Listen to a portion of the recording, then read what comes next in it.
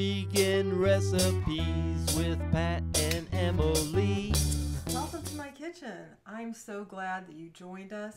Tonight I'm going to show you how I veganized a recipe that's called Peach Custard. This is a recipe from my childhood, and Emily and I and my sister Debbie have enjoyed this recipe for many years. So I needed to find a way to be able to veganize it. So come along and see how this wonderful dessert is put together.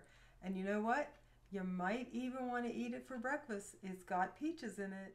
What I do is I gather my ingredients. So there's the peaches. I will have to be draining them, and there's some sugar and cinnamon. This is butter flavored Crisco and flour and salt. And then this is what will make the custard. There's soy milk, sugar, agar, and some vanilla pudding mix along with some vanilla. This step of the process is the crust. So we're going to be making the crust, and the crust is flour, salt, and I use butter flavored Crisco. I find that the Crisco, whether it's butter flavored or plain Crisco, gives a much better result. You want to get the Crisco mixed in until this is nice and crumbly and it's been evenly distributed. You could use a food processor to do this, or you could also use one of those little pastry whisks. Okay, that looks like it's mixed enough for this recipe. This is the pan that I'm going to be baking it in, and I'm just slightly spraying the bottom. You pour all of your crust mixture in, spread it around. This is a change that Emily and I made with the recipe. We don't put it up the sides of the crust because we're not using a regular custard recipe that has eggs and dairy milk in it. We found that this works out much better. So I'm just going to pat it down a little bit. We want to get it pretty firm, but the first patting, I'm just being a little bit gentle. Then I start patting it. Now I'm pushing it a little bit harder. Get off that little bit of crust there. And then, because I have a pan that's exactly the same size, I don't bake in this any longer because of the shape it's in. But if you happen to have a pan that's exactly the same size, you can put that in there and it just really makes it smooth. Now our next step is that I've got my peaches draining really well, and I am going to be putting my peaches onto the crust. Now I have cut the peaches in half.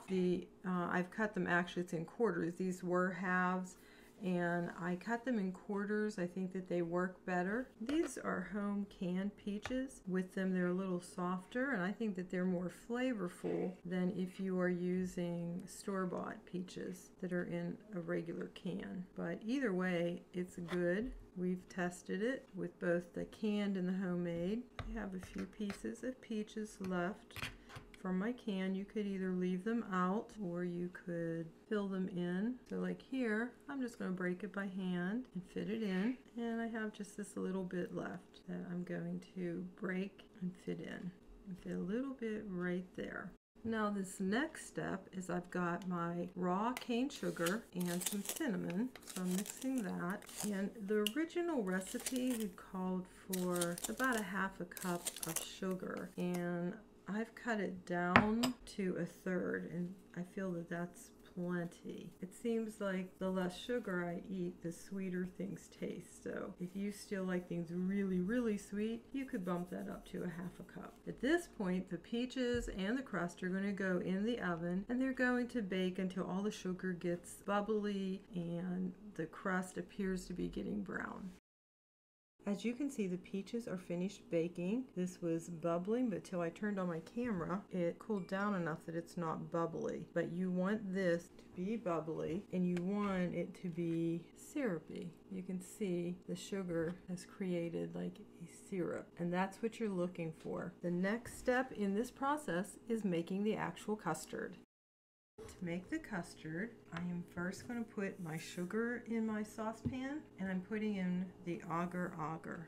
Now I am using agar flakes, but if you happen to have the powdered version, it's going to be important that you look at that recipe on the box and see how much they use. Now I am thickening 1.5 cups of soy milk. The package told me what I would need to thicken a cup of liquid. So then I just multiplied it out to figure out what I needed for a cup and a half. At this point, I'm going to want to bring this up to a full boil. You do need to stir this almost constantly.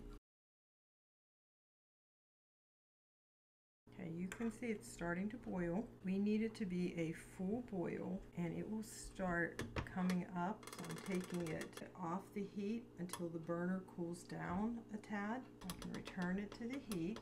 And now I am going to add some vanilla, and I'm adding some vanilla pudding mix, and it is the cook and stir type. It just really helps that custard taste. We want it to come down to a simmer, and my burner is not cooling down fast enough, so I'm lifting it off of the burner and time it for 5 minutes. You want it to simmer for 5 minutes. You can see it's simmering with a few little bubbles. After 5 minutes, I'm going to remove it from the heat and cool it about 5 or 10 minutes. The Agar custard is cooled and you can see it's starting to thicken. Do stir it up, but do not stir it briskly. You don't want to add air bubbles. This point gets poured over the peaches. Try to break some of the bubbles. And at this point, you just let it cool until it's firm. I often like to let it cool until it's really cold, but really once it's firm, you will be able to eat it and cut it. You can see right now, it's still liquidy. This has been cooling for about 10 minutes. You can see how quickly it starts setting up. I'm going to put it in the refrigerator to speed that along. The peach custard has finished chilling. You can see you can press on it and it maintains its shape. So it's time now to cut it and show you how I serve it. As you know, that first piece is always the hardest to get out. So I'm going to loosen, and I'm loosening down to the crust. Now when you're doing it, you'll feel what I'm talking about. Okay, now for the first piece. Usually I get about 9 servings from this. I would cut 3 each direction. So there it came out very nicely. You can see the custard and you can see the crust and the peaches.